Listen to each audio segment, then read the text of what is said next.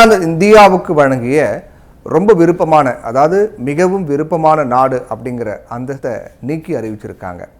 எதுக்காக அந்த அந்தஸ்தை நீக்கிறாங்க அப்படின்னா, நெஸ்லே விவகாரத்தில் உச்சநீதிமன்றம், இந்தியாவினுடைய உச்சநீதிமன்றம் எடுத்த முடிவை தொடர்ந்து இந்த அறிவிப்பு வெளியாகிருக்கு. இந்த முடிவால் இந்தியாவுடனான வர்த்தகத்தில் எத்தகைய பாதிப்புகள் ஏற்படும், ரெண்டு நாடுகளும் செய்திருக்கக்கூடிய முதலீடுகளில் எத்தகைய பாதிப்புகள் ஏற்படும், இந்திய தூதரகத்தின் அதிகாரப்பூர்வ தரவுகளின்படி 2000 முதல் 2023 வரையிலான காலகட்டத்தில் சுவிட்சர்லாந்து இந்தியாவில் 9.77 பில்லியன் அமெரிக்க டாலர்கள் மதிப்பில் முதலீடு பண்ணியிருக்காங்க, அதாவது இன்வெஸ்ட்மெண்ட் பண்ணியிருக்காங்க. இதனுடைய ஸ்பெஷல் என்ன அப்படின்னு பார்த்தோன்னா, இப்போ ரீசெண்டாக சமீப காலத்தில் இந்த முதலீடு அதிகரிச்சிருக்கு அப்படின்னும் புள்ளி விவரங்கள் சொல்லுது. 2015 முதல் 2022 வரையிலான காலகட்டத்தில் சுவிட்சர்லாந்தின் முதலீடு 53 விழுக்காடு வரை அதிகரிச்சிருக்கிறது. இந்த பிரச்சனை முதலீடு தொடர்பான விவகாரத்தில் தொடங்கியிருக்கிறது. இது நிச்சயமாக ரெண்டு நாட்டு வர்த்தகத்திலும் பாதிப்பை ஏற்படுத்தும். இப்போது சுவிட்சர்லாந்தில் செயல்பட்டு வரக்கூடிய இந்திய நிறுவனங்கள் ஈட்டும் ஈவுத்தொகைக்கு 5 விழுக்காட்டுக்கு பதிலாக 10 விழுக்காடு வரி செலுத்தணும். சுவிட்சர்லாந்து நிறுவனங்களும் 10 விழுக்காடு வரியை செலுத்தணும். சுவிட்சர்லாந்து நிறுவனங்கள் அவங்க நினைக்கிற மாதிரியான ஒரு 5 விழுக்காடு வரி அப்படிங்கிறது கிடையாது. உண்மையிலேயே இந்தியாவில் சுவிட்சர்லாந்து செய்திருக்கக்கூடிய முதலீடுகள், இப்போ இந்தியா நாட்டில் சுவிட்சர்லாந்து நாடு பண்ணியிருக்காங்க இல்லையா, அந்த முதலீடுகள் உண்மையிலேயே இந்தியாவில் சுவிட்சர்லாந்து செய்திருக்கக்கூடிய முதலீடுகளே ரொம்ப அதிகமாக இருக்குது அப்படின்னு சொல்கிறாங்க. அதனால் அவங்களுக்கே பாதிப்புகள் அதிகம் அப்படின்னும், இந்தியாவில் முதலீடு செய்ய அவங்க யோசிப்பாங்க இனி வரக்கூடிய காலகட்டங்கள். இருந்தாலும் இப்போது அவங்க தான் அதிகமாக பண்ணியிருக்காங்க. இரட்டை வரி தவிர்ப்பு ஒப்பந்தம் எனப்படக்கூடிய DTAA, அதனுடைய கீழ் இந்தியாவுக்கு வழங்கப்பட்டு வந்த மிகவும் விருப்பமான நாடு MFN அப்படிங்கிற அந்தஸ்தை நீக்குவதாக சுவிஸ் அரசு அறிவிச்சிருக்காங்க. இது வருகின்ற ஜனவரி 1ஆம் தேதி, அதாவது 2025 ஜனவரி 1ஆம் தேதி முதல் நடைமுறைக்கு வருகிறது.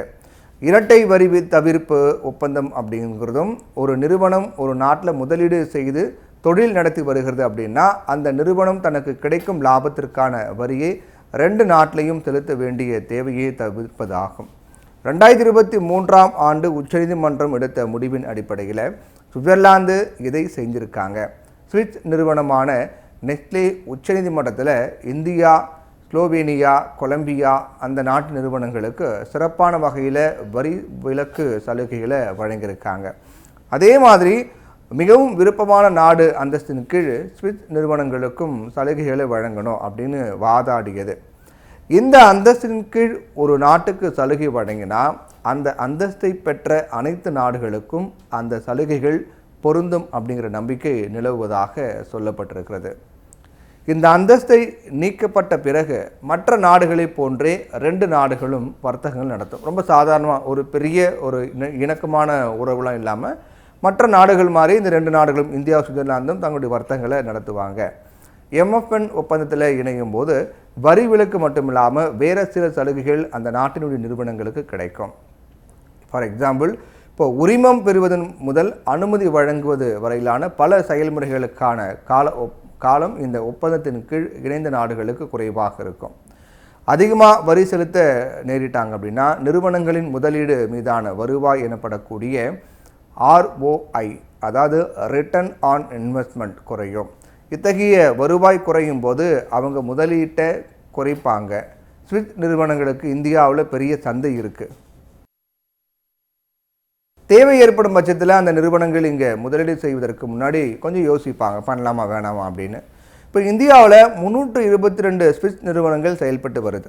அதில் 287 நிறுவனங்கள் 1991ஆம் ஆண்டு பொருளாதார தாராளமயமாக்கலுக்கு பிறகு இந்திய சந்தைகளுக்கு வந்த நிறுவனங்கள்.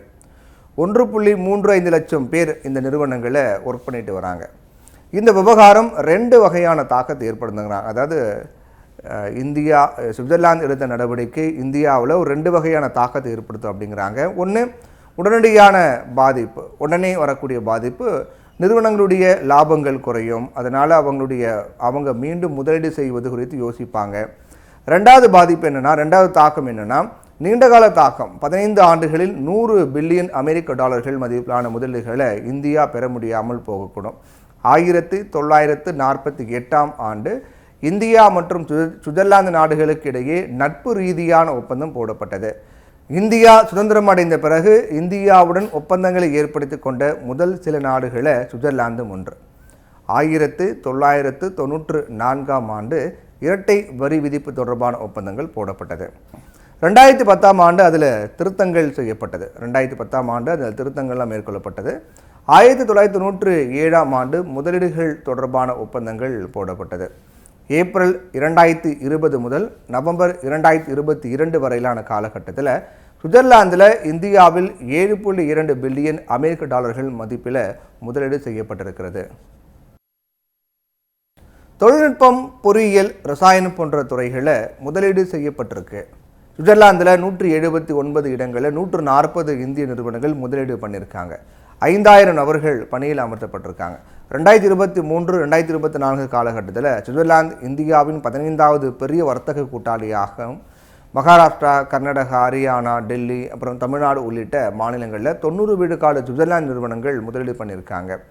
2 நாட்டு வர்த்தகத்தில் இந்தியாவினுடைய பங்கானது ரொம்ப கம்மி. 2021ஆம் ஆண்டு வெளியிடப்பட்ட தரவுகளின்படி 2 நாடுகளும் கிட்டத்தட்ட 30.8 பில்லியன் அமெரிக்க டாலர்கள் மதிப்பில் வர்த்தகத்தில் ஈடுபட்டிருக்காங்க. அதில் இந்தியாவினுடைய இறக்குமதி மதிப்பானது சுமார் 29.5 பில்லியன் அமெரிக்க டாலர்கள் ஆகும். ஏற்றுமதியானது சுமார் 1.2 பில்லியன் அமெரிக்க டாலர்கள் ஆகும். 2022ஆம் ஆண்டில் 2 நாட்டு வர்த்தகத்தின் மதிப்பானது கிட்டத்தட்ட 17.6 பில்லியன் அமெரிக்க டாலர்களாக இருந்துச்சு. அதில் இந்தியாவின் இறக்குமதி மதிப்பு மட்டுமே சுமார் 16.3 பில்லியன் அமெரிக்க டாலர்களாக இருந்துச்சு. இப்போது இந்தியா சுவிட்சர்லாந்துக்கு இயற்கை ரசாயனம், முத்து, ரத்தினங்கள், நகைகள், துணி, சாயம், தோல் பொருட்கள், பருத்தி, பிளாஸ்டிக், காஃபி போன்ற பொருட்களை ஏற்றுமதி பண்ணுறாங்க. சுவிட்சர்லாந்தில் இருந்து தங்கம், வெள்ளி, ரசாயனம், மருந்துகள், இயந்திரங்கள், போக்குவரத்து சாதனங்கள், கை கடிகாரங்கள் இது எல்லாமே இந்தியா இறக்குமதி பண்ணுறாங்க.